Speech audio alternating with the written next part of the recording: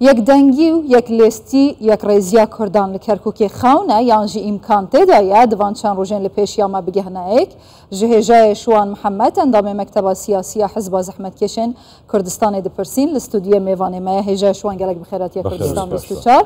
گلک بحث یک رئیزی و یک هلوستیا کردان و بجدار بون به یک لیسته جوان انجمن پارێزگاهان هاتا کرن لیچنا مایک و دم بداوی بهتن لکومیسیون هیچی کرد نگهشتین ایک بتایبتی پارتی و یکیتی هم هم بجین لحولی رسلمانی هیچی کشین وان روز بروزه مازن تردبن هین چه وارد شد کن یعنی کواتب بجدار بون کردان بچن لیستا در انجام ویده چه بیت؟ زۆر سپاس دەستان خۆش بێت دیارە بە تاکید ئەو خواستەی کە لەسەر یەک لیستی هەیە سەرچاوی لە مەترسیەکانی کەرکووک و ناوچەکە گرتووە دیارە ئێمە هەمومان دەزانین هەڵبژاردننی ئەنجومەنی پارێزگا لە 2005 نەکراوە لەسەر داوای تورکمان و عەرەبەکان ڕێگریان کرد و نەیانێشتۆ بکرێ ئەم جارەکە کراوە جۆرێک لە ئیتمینایان هەیە لەبەرەوەی لە دوای 16 ئۆکتۆبەر دەسەڵاتێکی ڕەهایان هەیە و تعریبێکی زۆریان کرد و عەرەبێکی زۆریشیان هێناوەتە ناوچەکە و لە بەرامبەریش کە خەڵک داوای یەکلیستیەکە هەست بە مەترسیەکانی دوای هەڵبژاردنەکان ئێمە دەزانین ئەنجومەنی پارێزگای کەرکووک دوجار پەرلەمان و حکوومەتی محلی کەرکووکە و قەرار لەسەر چارەنووسی کەرکووکەدا و ئەگەر بێت و ئێمە لەم هەڵبژاردنە 50 زایدیە گواتە ئەگەر لە 16 کورسی 8 کورسی بەدەستنێنین ئەو کاتە ئەوان دەتوانێت حکوومەت پێک بێنن و ئەو محافزەی ئێستا بە وەکالەت محافزە ئەو کاتە ئیکەنە محافزێکی دائمی و هەموو ئەو خەونانەی کە کورد لە تاریخە هەیبووە هەمووی لە ناوە بن بەڕاستی لەبەرەوە زۆرینەکە لەوێ بەدەست بێنێ ئەنجومەنەکە ئەو دێکات ینی بێگومان ئەم 16 کورسی ئەگەر نۆی بەدەست هەر کەسێکەوە بواتە 50 زایدیەک ئەو کاتە ئەو دەتوانێت پارێزگاردا بنە دەتوانێت بەرپرسی یەکە ئیداریەکان و فەرمانەکەکەواتە ئەم یەک ڕەنجی و یەک دەنجە یەک گوتاری کورد بە تایبەتی لەم هەڵبژاردنەدا تا چەند گرنگە وەکو باسم کرد گرنگەکەی لەوەیە ئەگەر بەپێی ئەم یاسای ساندیگۆیە ئەگەر بێت و لیستەکان طبعا ئەمە لە ساڵحی لیستی گەوریایە ئەگەر بێت و لیستی بچووک بەشداری پێ بکەین بە چەند لستێک پێشبی نەکرێت دەنگەکانمان بسووتێ بۆ نمونە لەم هەڵبژاردنە هەر لستێک ینی بەپێی تقریر ئەگەر لە 30,000 کەمتر دەنگیا بوو نابێ بچێتە چێبرچی هەڵبژاردنەکان و لەبەرەوەی پێشبی نەکرێت چونکە ململانەکە لەوێ زۆر چڕە بەڕاستی کورد هەوڵەدا زۆرترین دەنگدەری خۆی بەرێتە سەر سنووق عەرەب هەروە تورکمانی شەروە لە کاتێک ئێمە دەزانین ئەگەر ڕێژەی دەنگدەر زۆر بوو سعری کورسی بەرزە بێتەوە لەم حالەتەیە کورسی احتیمالی هەیە بە 30,000 بە 25,000 یاڵا کورسی بەدەست بێت لەبەرەوە نابێ هیچ حزبێک و لایەنێکی سیاسی کوردستانی و کاندیدی سربەخۆ ئەم مجازەفەیە بکەن و دەنگ بسووتێنن باشە gelek behsa metirsiyan dihêta kirin eger hatu Kurd bi yek lîstê bejdar nabin lê ev dihêta payîn ku bi yek lîstê bejdar nabin kewate mirov dikare bêjîtin Kurd dê bine neteweyê duyem li Kerkûkê eger bi vî destûdarî bît بەداخەوە ئەگەر بەباشی ئیدارەی دەنگی کوردی نەکرێت و پرشوبڵاوێکی زۆر هەبێ و زیاتر لە دوورست و سێلست هەبێ بێگومان ئەم پێشبینە دەکرێت ئەو مەترسیە هەیە بەڵێ ئەو مەترسیە هەیە بەڵێ ئەو مەترسیە هەیە لەبەرەوەی یعنی با بڵێن ئەنجومەنی پارێزگا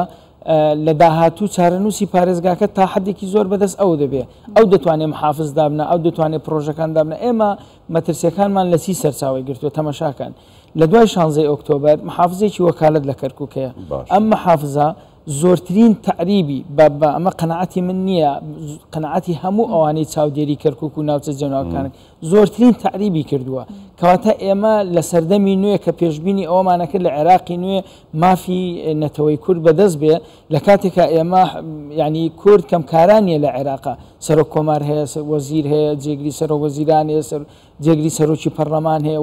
ینی هێشتان ئێمە نەمانتوانیوە ڕێ لەم هەژمونی تعریبە بگرین لە کاتێکە ئەوان زۆری نەبەدەست بێنن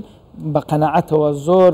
کورد زۆر تووشی کێشەی گەوراکەن لەمان بابەتەشی سەرنجڕاشێشی وروژاند ینی زۆرترین تعریبی کردووە ئەم پارێزگاری کە بە وەکالەتەیە ئەمە وا دەکات ڕێژەی دەنگدەری کورد دەنجی کورد ئێستا گۆڕانی بەسەردا هاتبێت لە بەرامبەردا کە دەڵێی تعریب کراوە دەنجی عەرەب زیادی کردبێت هیچ کاریگەریەکی بەسەر دەنجی کوردەوە هەیە بێگومان هەیەی یەکەم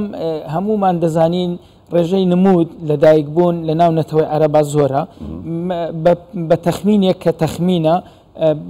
6 بەرامبەریەکە یعنی ئەگەر یەک دەنگدەری کورد جیلی تازە لەم هەڵبژاردنە مافی دەنگدانی بۆ دروست بوو بێ 6 لە بەرامبەر بۆ عەرەب دروست بووە ئەمە لەلایەکی کە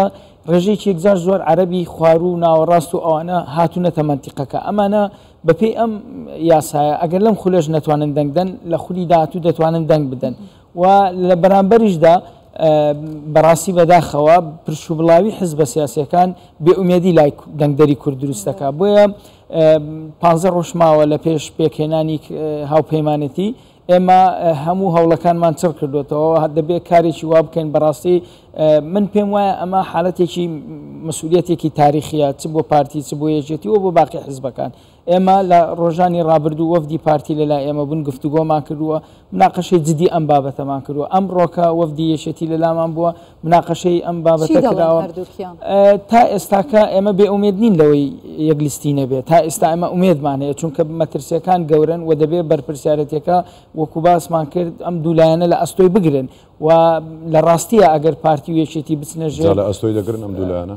ئەمە مووقفێکی تاریخیە هاوکارمان ئاماژە پێدا لە سەرتاوە یانی و حاڵەتە لە بینی بەڵێ دەزانین پەیوەندیەکانیان تا حدێکی زۆر چۆنەڵێ تەسعید بووە قرس بووە بەڵام دیسان مەسئولیەتی کەرکووک من پێم وایە لە دوجارە دەبێ قەرارێکی حەکیمانە و جوامێرانە بدرێت لەوەی کە دەبێت ئێمە لە کەرکووک بە یەک لیست دابەزین چونکە ئەمە مەسئولیەتێکی تاریخیەوە ئەمە هەمومان دەزانین شۆڕشەکانی کورد تەسعیەکان زۆر بێر زۆری لەسەر خاک بووە کوردەوە مەسەلەکە مێژوو نەتەوەیە وا دەکەن ئەم هەڵبژاردنە دقیق ئەم هەڵبژاردنە پەیوەندی بە خاک بە نیشتیمان بە مێژوو بە هەموویەوە هەیە چونکە من یەقینم هەیە ئەگەر بێت و کورد بە باشی نەچێ دەنگ بدا و لە بەرامبەردا پرش و بڵاو بین و نەتوانین ئیدارەیەکی باشی هەڵبژاردن بدەین ئێمە ناتوانین 50 زایدێک بێت زەحمەت کێشان بە بەردەوامی دەگەل یەک لیستی و یەک ڕێزیە کوردانە لە کەرکووکێ حاڵی حاضر ji parti û yeketî çi tê te xwastin eger hatû bi yek lîst bejdar nebin ew berpirsiyariya wan nehametiyan hel nagirin yek û bi serê xelkê Kerkûkê tê ji xakê û ji xelkî بێگومان ئێمە لە ڕابردوو لەم کەناڵی بەڕێستانەوە وتمان ئێمە ئەولەوێتی ئێمە بۆ یەکلیستیە و بەدەر لە یەکلیستی هیچ خیارێکەکەمان نییە و تاکید دەکەینەوە لە کۆبنەوەکانیشمان چ لەوەی هەولێر لەوانی کەرکووک بە بەردەوامی وتومانە پێویستە حزبە سیاسیەکان ململانەکانیان وەلانێن و مەسیر و مستەقبەلی کەرکووک لە بەرچاو بگرن ئێمە ئومێ دەکەین یعنی ئەو مەسئولیاتە لە دوجارە پارتی وێشێتی نەچنە ژێرباری ئەم مەترسیەوە ئەمە نەکەن و بە پێچوانەوە یەکلیستی ڕابگەین gelek spas hêja Şwan Mihemed endamê Mekteba Siyasiya Hizba Zehmet Keşên Kurdistanê her hebî bi xêr سپاس بە